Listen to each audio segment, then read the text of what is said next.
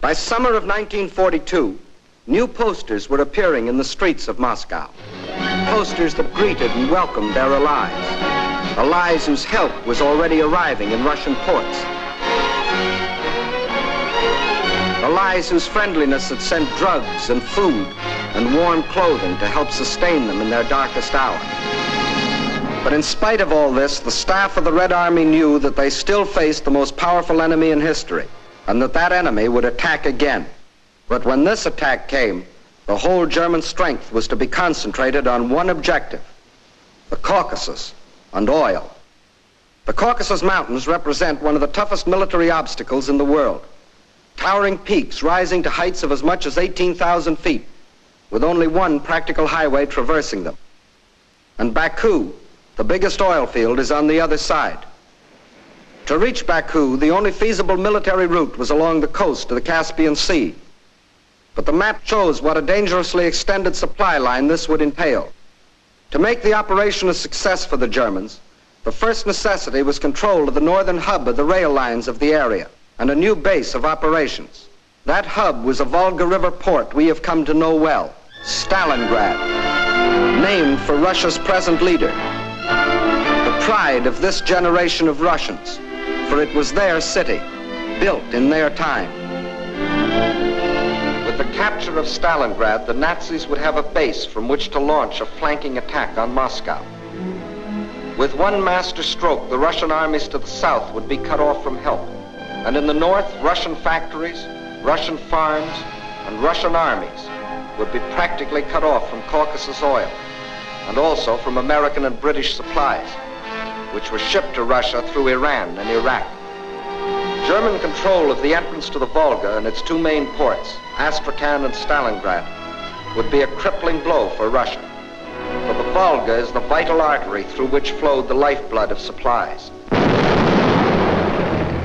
Early in May, the German offensive began along a front extending from Kursk to the Crimea. Within 2 weeks, the Nazi steamroller had overrun the Kerch Peninsula, although 2 months more were to elapse before embattled Sevastopol finally fell, giving the Nazis complete control of the Crimea and the southern route to the Caucasian oil fields. Next, they started to drive further north and drove through to the Don River in the area of Voronezh, then spread south and east until they occupied the whole area from the Don River south to Rostov. This left them in perfect position to strike against Stalingrad.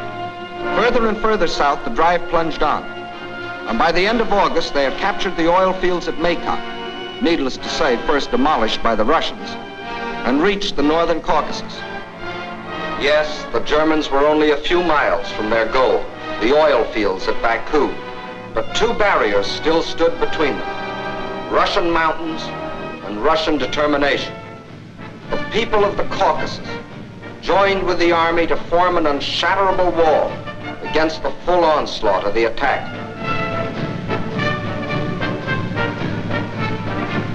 Further north, the Nazi pincers were within 15 miles of Stalingrad. This city had become the focal point of the whole campaign. Regardless of the cost, Stalingrad must be captured. Those were the German orders. Fire! Fire! German guns, German bombs shattered the city into pieces.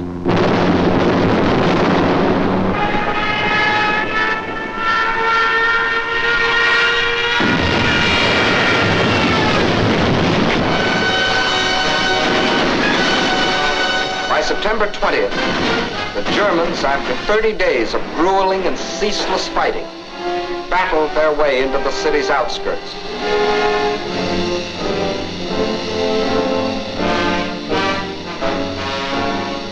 By the end of the month, their drive had carried them through the whole northwest section of the city and into occupation of part of the center, including the railroad station.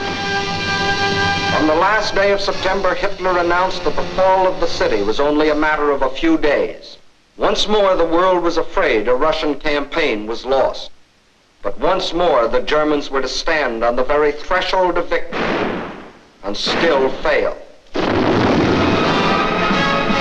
now they were to meet a fire of fury such as they had never known.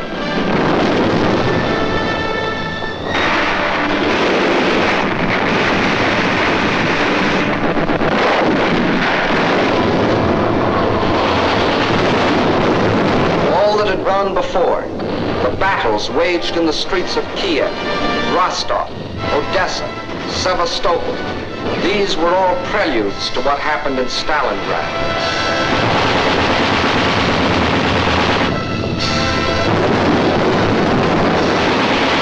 Every inch of the city was a strategic point to be defended as such.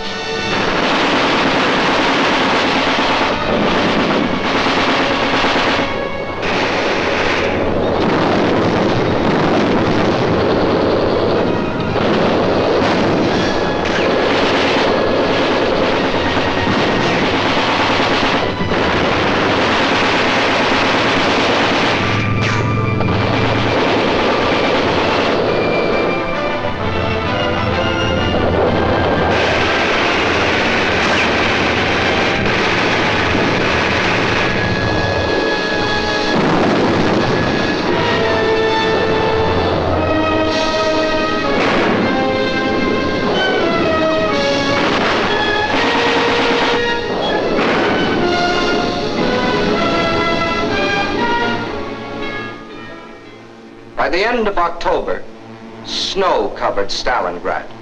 From the air, the Germans tried to force the surrender of the Russian-held part of the city.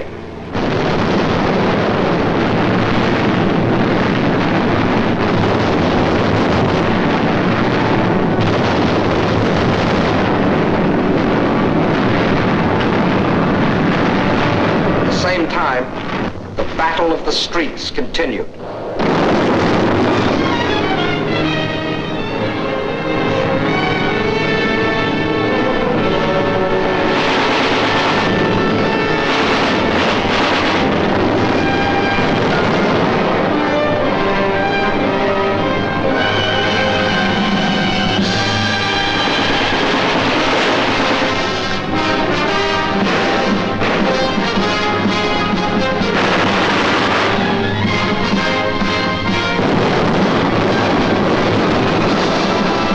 November dawned, the Russians were no longer defending their city inch by inch.